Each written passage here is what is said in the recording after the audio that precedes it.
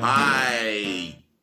Good evening to the ladies, to the gentlemen, to the boys, to the girls, you football human beings. Or is it good morning or good afternoon to you guys, wherever you're watching around the world? Whether you're in Japan, whether you're in Israel, or you're in Dora. Is anyone watching in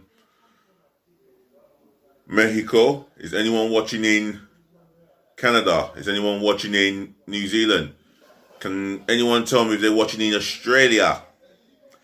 Is anyone watching in India? Is anyone watching in Sri Lanka? Is anyone watching in Costa Rica? Is anyone watching in Tunisia? Is anyone watching in Romania? Shout out to the Romanians. Is anyone watching in Latvia? Is anyone watching in Portugal? Is anyone watching in St. Kitts? Is anyone watching in Barbados? Is anyone watching in Hungary? Is anyone watching in Tanzania? Is anyone watching in the Republic of Ireland? Can I find out, is anyone watching in Sweden? Is anyone watching in Bolivia? Anyone watching in Benin? Anyone watching in Grenada? It doesn't matter where you're watching. This is your host, your guy himself, DLG Reppin. And before I get started on the contents, leave your views, your opinions in my comment section below, etc., etc. Smash the thumbs up like button and the share button as well. Smash that as well. Make sure your relatives and your friends get this, and smash the subscribe button by subscribing to DLG Reppin, myself and I only. Please do so, especially that subscribe button. So what have I got to talk about? There's been a big announcement coming from Manchester City, and that is Sergio Aguero, who is Manchester City's all-time top goal scorer. He will be leaving the club at the end of this season, and it's formal. It's been officially announced. In the next bit of news I got, the FA Cup semi-finals will be played in front of crowds, so that's a step in the right direction for me. That's a big successful forward step there if it was to happen. And Wales have sent 3 players back to their respective clubs in disgrace because the 3 of them decided to breach the protocol. The protocol, should I say. So that's not good news for the Welsh national team, and they're preparing for the World Cup qualifier tomorrow afternoon or evening, that is. So let's get through to Man City here. And the first place is to start off with Sergio Aguero. The club have announced that they will release him. They will not renew his contract, so he's more or less going to be released. And believe me, it will be such an emotional time for all concerned at Manchester City. I mean, Aguero has been a phenomenal striker. 250 odd goals in 380 something appearances. My word, the best memory of an Aguero goal was the goal that won Manchester City their first Premier League title in 42 years. Or their first league title in 42 years, should I say. And Aguero is playing a 1-2 with Balotelli, where Balotelli receives the ball from Aguero. He holds it up, plays it into Aguero's path. He has a little dribble, Aguero, and he smashes it at the bottom right-hand corner. And I'll tell you, there was barely seconds left, and he had to he had to find a way of getting past this defender, Taiwo, ex Marseille and AC Milan left back and Nigerian international, by the way. He got past him somehow, and he knew if he smashes this, he will get. He had to smash it to give his club, his teammates, the most joyful moment of their lives, and the fans as well, especially the fans. And my word, what a moment! I'm watching as a neutral. Yes, those of you that know me, the LG Reppin is an Arsenal fan. That's myself. What? But I did not want Manchester United to win the league that year. And I was at my friend's house at the time. God bless his soul. He's no longer with us. He decided to take the dog for a walk. I'm alone in the living room watching it unfold. And when Aguero blasts that ball into the net, I was screaming like a Man City fan with joy and emotion. It was like what Martin Taylor says. I don't think you'll ever see anything like that. But he started off with Aguero.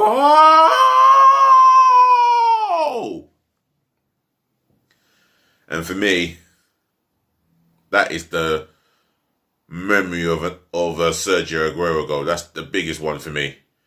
And some phenomenal goals he scored. He is by far maybe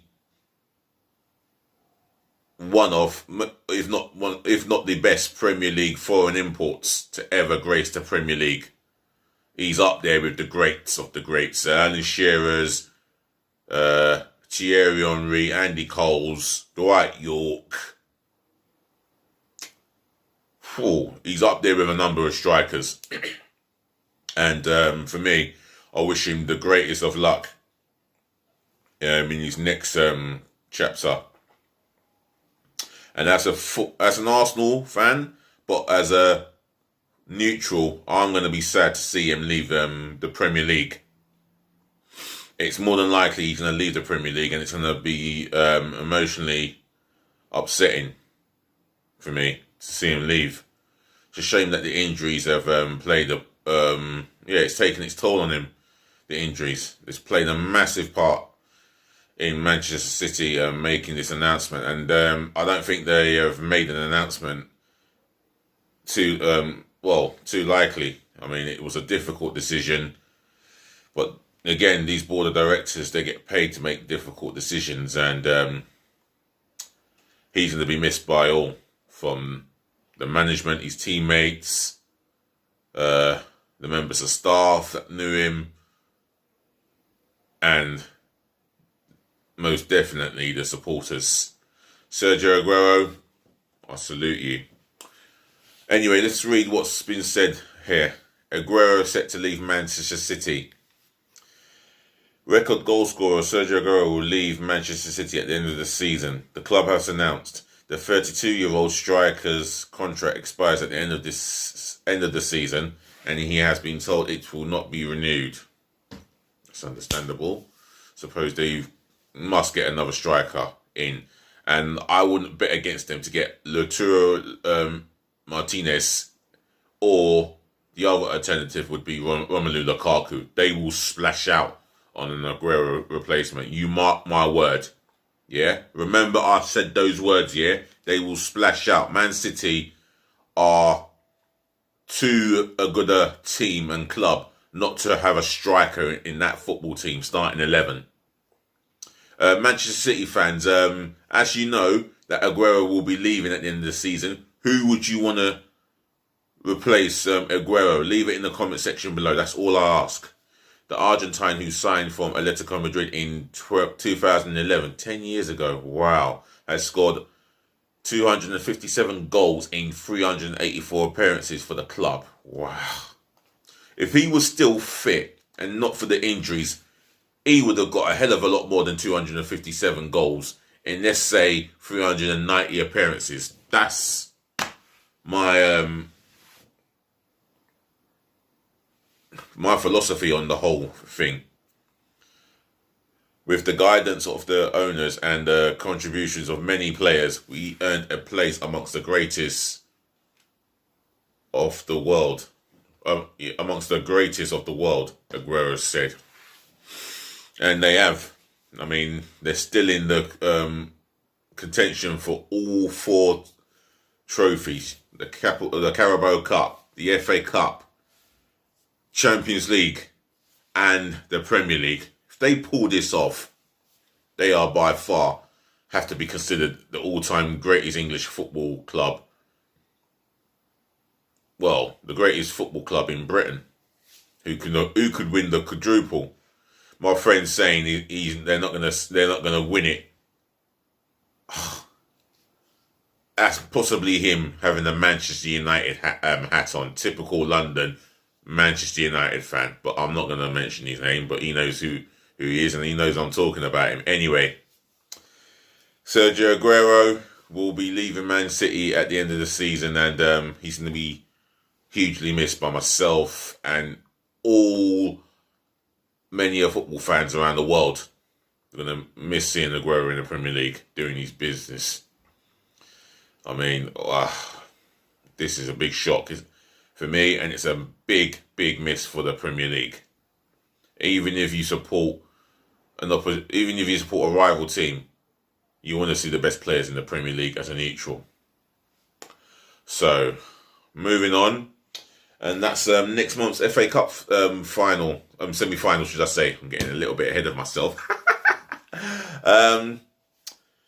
Written in yellow writing, FA Cup semi-final to have spectators. Hooray! Now, for me, that's an enormous step forward for the beautiful game and the beautiful tournament, the best cup competition in the world, and to have spectators in the terraces again, that is an amazing feeling again.